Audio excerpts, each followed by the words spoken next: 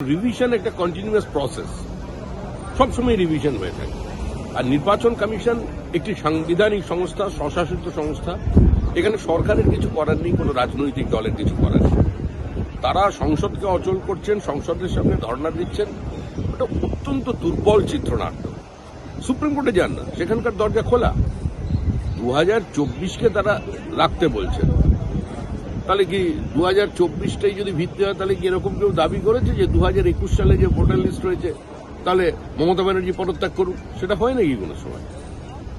2021-2024-এর বিষয় নয়, মূল লক্ষ্য হল ভোটার লিস্টকে ত্রুটিমুক্ত করা, মৃত মানুষের নাম ভোটার লিস্ট থেকে বাদ দেওয়া। স্বাভাবিকভাবেই রোহিঙ্গা মুক্ত, বাংলাদেশি অনুপ্রবেশকারী মুক্ত, মৃত ভোটার মুক্ত এবং ভুয়ো ভোটার মুক্ত স্বচ্ছ নির্বাচন প্রক্রিয়ার মধ্যে দিয়ে যে তালিকা বেরোবে, ভোটার তালিকা, সেটা সকলের গ্রহণ করা উচিত।